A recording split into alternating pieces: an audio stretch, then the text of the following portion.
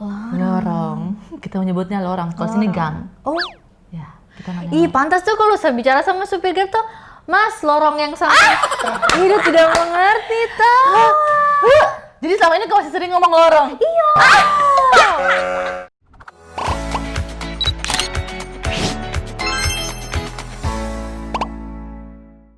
Hai semua, jumpa lagi dengan kita berdua. We are K-Sisters, bukan Korea.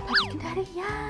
Kayaknya ada yang kurang kalau kita bertemu terus kita nggak ngomong pakai bahasa Kendari. So mari kita kembali pakai bahasa Kendari. Oke, lanjut lagi. Nah, kita ini pas banget kan tadi lagi ngomongin soal bahasa Kendari. Kenapa jadi bahasa Jakarta lagi? Tadi kita mau ngebahas tentang bahasa Kendari. Kenapa? Kita susah banget ngomong bahasa Jakarta. Pas banget tadi kita ngomongin gimana kita susahnya kalau kita ngomong tuh pakai bahasa Jakarta.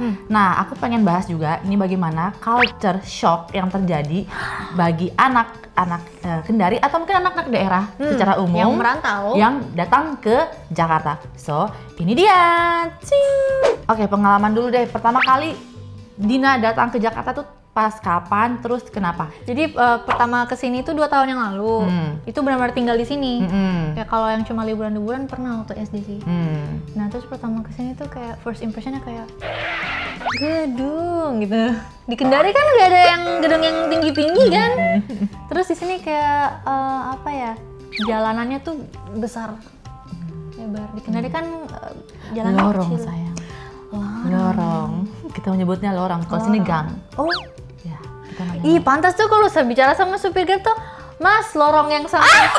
Ih, dia tidak mengerti tuh. Jadi selama ini kau masih sering ngomong lorong? Iya. Jadi lorong kosanku tuh samping Bank Mandiri. Terus kayak, Mas, lorong samping Bank Mandiri ya, mungkin dia tidak mengerti ya. Jadi I'm so sorry, Mr. Gojek, Mr. Grab. ya, jadi kalau kita di daerah manggilnya lorong, kalau sini namanya gang. Gang. Kalau aku pertama kali datang ke Jakarta itu benar-benar karena sekolah. Jadi tahun 2015 aku kan termasuk siswa berprestasi kan waktu sekolah. Jadi dikirimlah ke Jakarta untuk mewakili provinsi Sulawesi Tenggara ke satu acara itu. Provinsi loh. Oh, provinsi loh. Nah, pertama kali nyampe ke Jakarta itu bawaannya ya dari Kendari.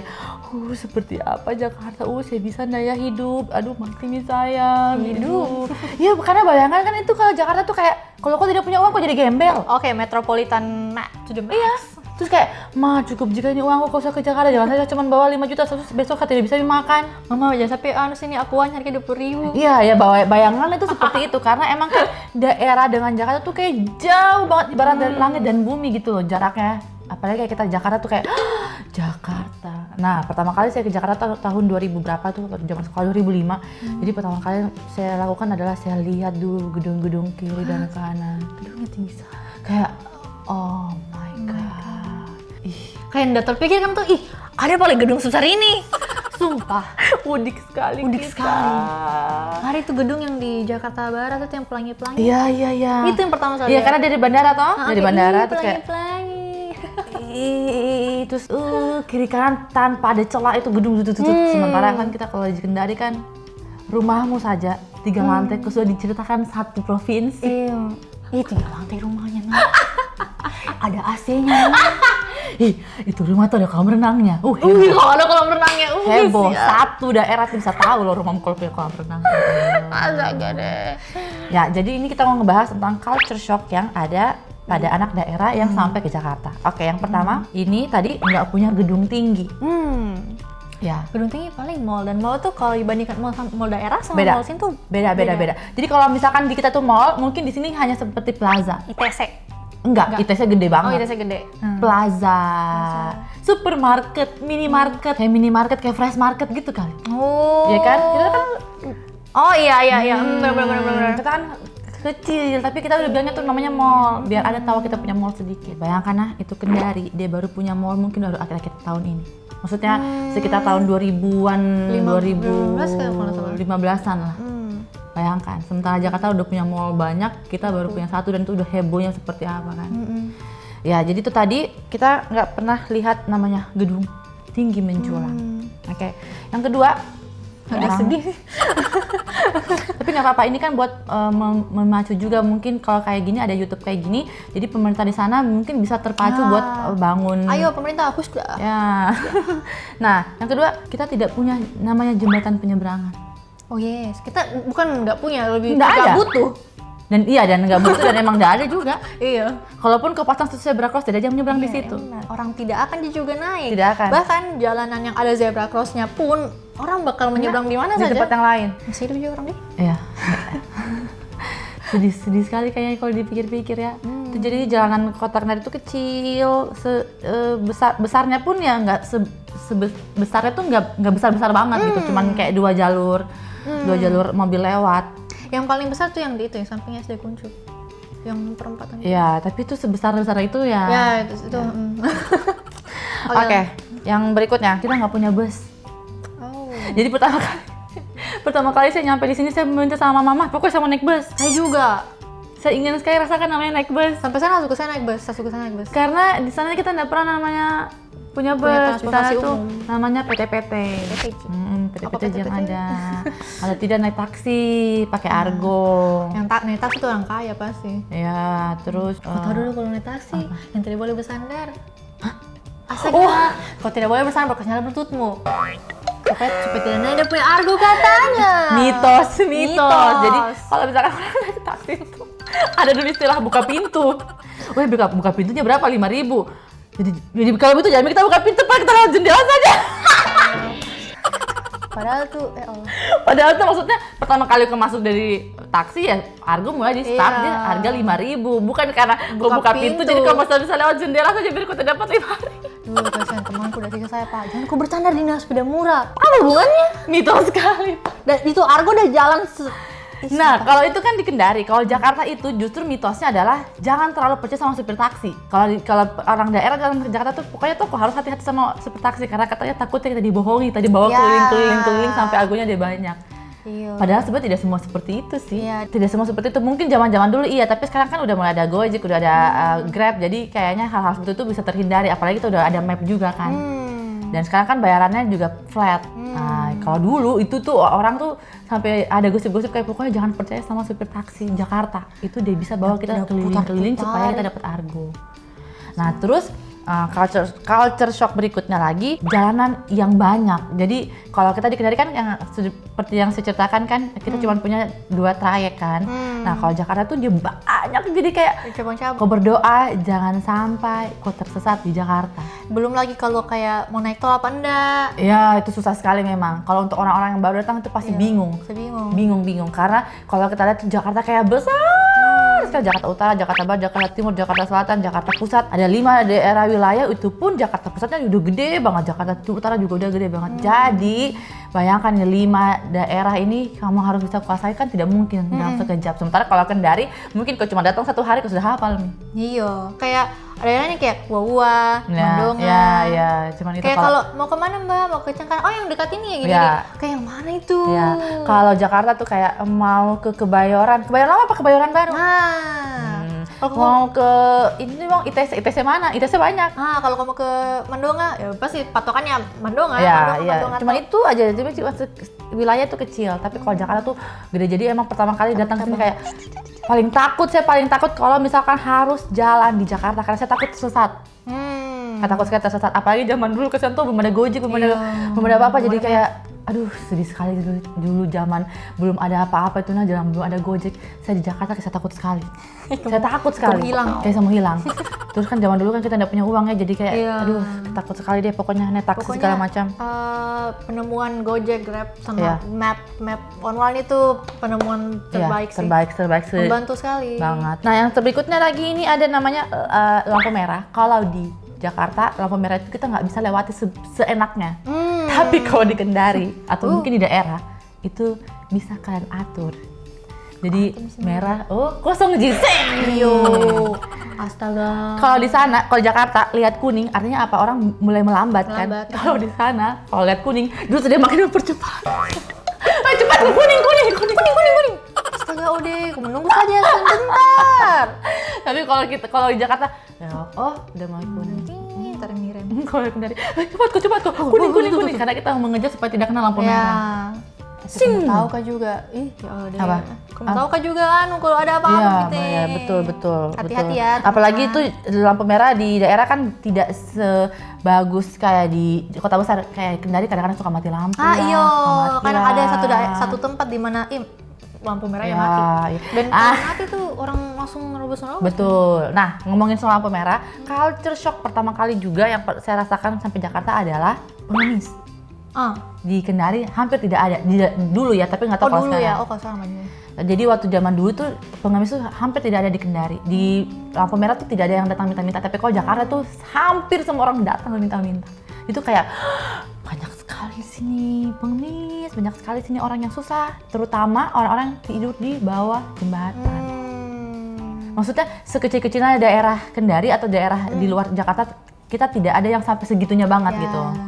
Kalaupun ada paling di gubuk kan. Kalau ini tuh yang Jakarta tuh benar-benar kayak yang tidur di jalan. Bawa gerobak. Lalu yang berikutnya lagi ini. Kalau kita anak daerah, kita suka bingung mau ngomong duluan apa sama orang Jakarta. Takut salah ngomong, takut salah logat, takut salah bicara, pokoknya serba salah. Jadi kalau misalkan kita anak-anak daerah dikira pendiam, tidak. Aslinya kita tidak pendiam, tapi kita takut untuk memulai duluan. Takut salah bicara. Jadi kita tunggu saja ditanya. Padahal sebenarnya di dalam mulutnya kita sudah gak tahu sekali, kita pengen sekali ngomong, seandainya aku bisa Kendari sama kamu mungkin. Saya belajar bahasa, maksudnya logat-logat sini itu dari sinetron, jadi terima kasih sinetron. Gimana nih? Kena dari daerah saja kita diberi stigma bahwa jangan kau pakai lo gue. Apa terlalu Iya. Jadi kalau sampai sini kayak kamu mengucapkan kata lo gue itu kayak ragu-ragu tuh. Padahal sebenarnya orang tidak akan tahu jika kamu orang daerah atau tidak. Kagok. Betul. Oke, lanjut lagi. Wah, banyak ini. Kita culture shock-nya banyak. Ini kalau berkumpul atau misalkan masuk di kuliah, yang saya rasakan adalah orang Jakarta akan ngumpul dengan orang Jakarta dan orang daerah akan ngumpul dengan orang daerah. Betul.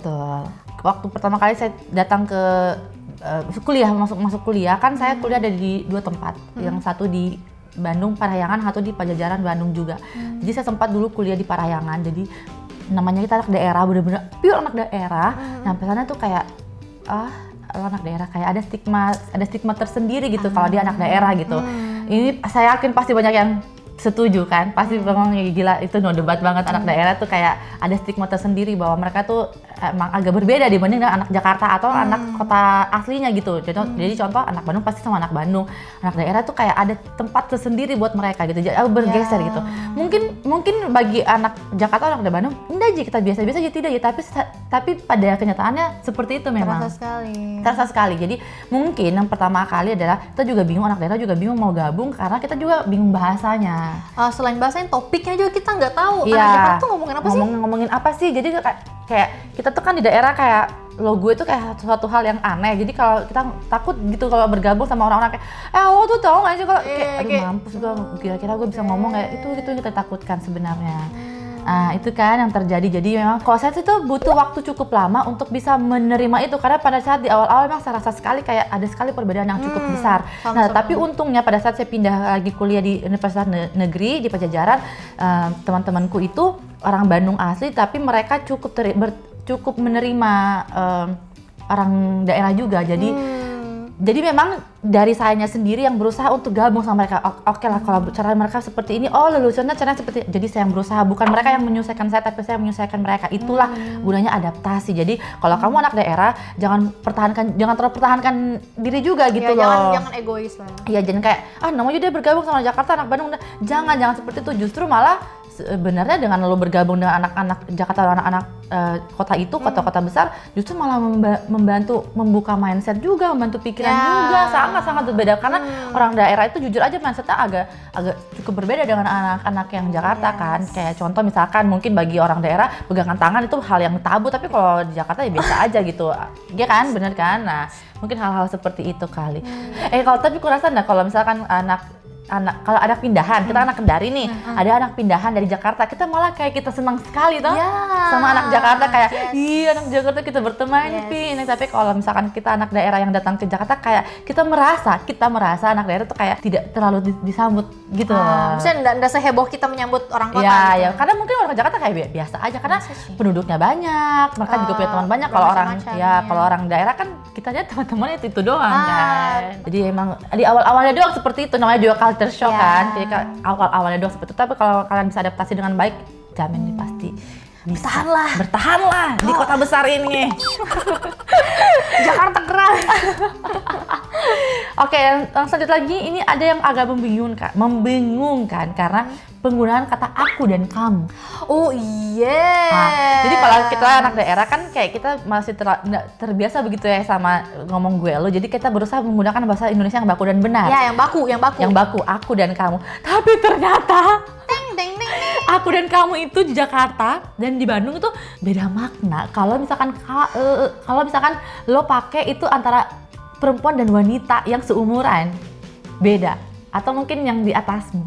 Jadi misal contoh ya, saya nih cewek, terus saya mau ngomong sama seniorku di kampus, Kak, aku mau pinjam bukunya. Atau misalkan sesama temanku, aku boleh pinjam buku catatan kamu nggak? Itu maknanya udah beda, Kayak apa nih? Ada something gitu, berarti lu ada something sama si cowok itu. Ya, something gitu. itu dalam artian kayak suka-suka. Iya, suka. Jadi kayak hati-hati lah lu kalau ngomong aku dan kamu kalau di Jakarta, apalagi seumuran. Saya malah mikirnya aku kamu tuh kayak sopan gitu ya. Harusnya kan. Saya pun juga begitu. Pertama kali saya datang, saya bicara sama temanku, satu angkatanku. Saya bilang, sorry, aku boleh pinjam buku catatan kamu nggak? Langsung dong satu kampus, aku kamu ada apa nih gitu kan? Emang ada yang salah? Terus gue kayak berusaha mencerna apa sih yang salah dan aku kamu. Coba lagi nih ngomong sama yang lain. Kamu ada ini nggak? Kok lu ngomong kamu? Terus kayak, apa yang salah? Ternyata jangan menggunakan kata aku dan kamu itu. Harus hati-hati banget.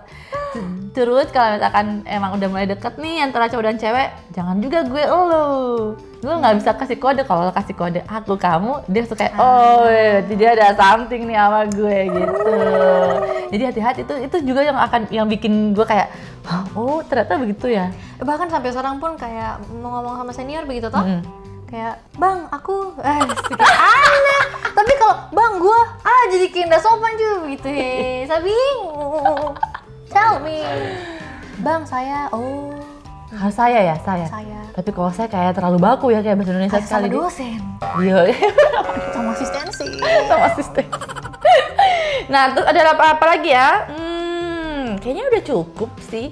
Itu sih beberapa culture shock orang-orang daerah yang datang ke Jakarta jadi seperti itu ya, betapa shocknya kita anak daerah kalau kita datang. Bayangin lu tinggal di daerah itu dari kecil sampai mau kuliah, mau sekolah. Iya. Tapi pada sebenarnya sih Jakarta itu hampir 90% orang yang datang ke sini tuh bukan orang asli. Jadi mereka juga semua pendatang juga, tapi mungkin mereka jauh lebih lama tinggal di Jakarta. Dan penggunaan kata gue lu tuh emang ada perubahan kosakata itu nanti ada dibahas di channel aku juga ada juga. Aku. Oke nih, tadi kita udah bahas tentang culture shock dari anak Kendari atau anak daerah yang datang ke Jakarta. Nah, kira-kira kalau kalian juga mungkin anak daerah atau mungkin juga anak dari luar kota yang akhirnya tinggal menetap Jakarta, kalian boleh dong sharing juga bagaimana pengalaman pertama kalian akhirnya datang ke Jakarta dan apa hal-hal yang sangat membuat kalian shock juga. Boleh dong sharing ke kita. Boleh sharing di komen ya. Ya, nah buat 5 komen lagi yang memberikan komen terbaik, kalian bakal dapatkan hadiah voucher belanja Rp100.000 belanja di Mimolabel. Oke, sampai jumpa. Nih ini anak Jakarta nih kalau yang ini. Anak Jakarta nih. Yang ini anak Jakarta ini. Jakarta Tolaki, kan ini. Nah, kalau kita kan anak Kendari nih. Nah, kalau ini anak Jakarta. Tanya anak Jakarta. Ini anak Jakarta nih. Hei anak Jakarta. Gimana pengalaman tinggal di Jakarta, lahir di Jakarta? Enak ya? Enak ya? Banyak mainan ya? Say bye bye. Dia anak Jakarta yang belum pernah ke mall ya. Oh iya ya. Dia anak Jakarta belum pernah ke mall. Bye-bye. Sana, tarik. Bye-bye. Awas kepentok lighting lagi. Oke. Nah, jangan lupa untuk like, comment, Dan subscribe. dan juga jangan lupa untuk share. Kita akan bertemu lagi di video selanjutnya. Sampai jumpa. Jangan lupa dong kasih aku ide juga di Oh ya, Instagramku. kasih masukan feedback. Ya, Instagramku @yunitatriana. Sampai jumpa. Bye.